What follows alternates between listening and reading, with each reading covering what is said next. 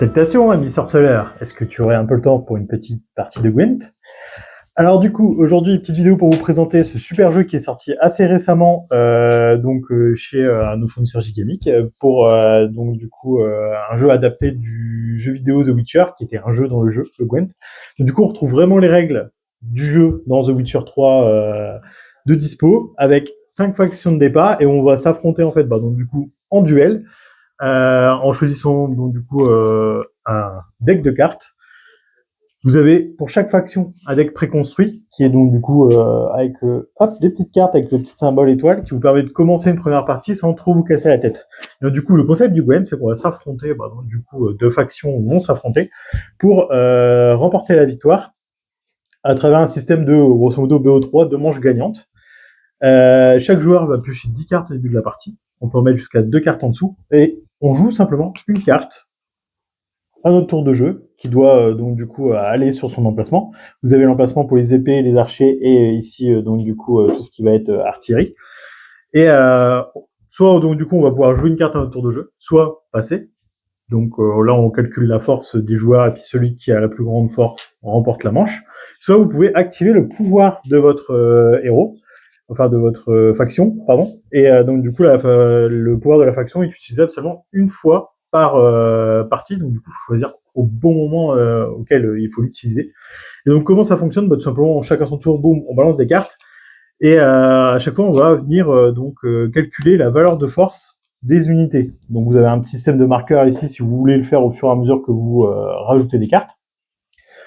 Et le concept, c'est que vous avez aussi pas mal de symboles sur les cartes avec des effets. Genre là, par exemple, ce symbole-là, ça va faire que si vous avez des unités du même nom, elles vont se booster.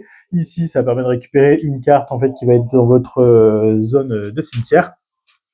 Et une fois que, on a calculé les puissances, en fait, entre les deux différentes armées, et que, un joueur a remporté 2 victoires, la partie est terminée, et puis tout simplement, on a notre gagnant. Ça, c'est la version de base du jeu qui est super simple. On calcule simplement les forces et les modificateurs, parce que ce que j'ai pas montré aussi, c'est qu'il y a beaucoup de cartes qui vont avoir des effets en jeu, qui vont nous permettre de, par exemple, si je dis pas de bêtises, ici, doubler la force d'une ligne des unités, donc ce qui peut être très fort. Tout comme on peut avoir une carte qui va détruire les unités les plus fortes sur le champ de bataille. Enfin, il y a plein de petits effets, plein de petits rebondissements en fait à aller chercher, notamment avec les fameux climats qui vont pouvoir modifier le jeu. Et ce qui est très rigolo à côté de ça dans le jeu, c'est que vous avez les decks de base, mais vous avez aussi en plus tout ça par faction. En sachant que je rappelle, c'est pas négligeable, il y en a quand même 5 des factions.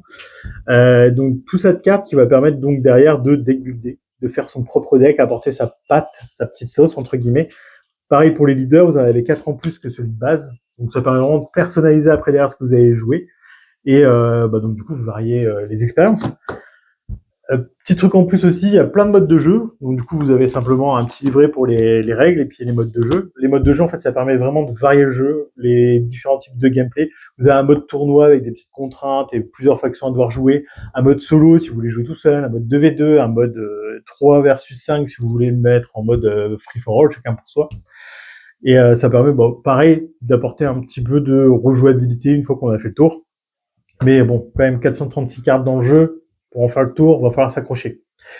Le jeu est pas sorti tout seul, il y a une petite gamme complémentaire en fait qui s'est additionnée, tapis pour chaque faction, sleeve, afin de personnaliser un petit peu. Puis bon, on est tous notre côté collectionneur aussi dans le jeu de société, on aime bien avoir ce qui va avec. Ça permet d'augmenter un petit peu le plaisir, comme on dit. Voilà, du coup c'était une petite vidéo pour vous présenter le Gwent, un jeu qu'on vous recommande grandement. Bonne journée à vous!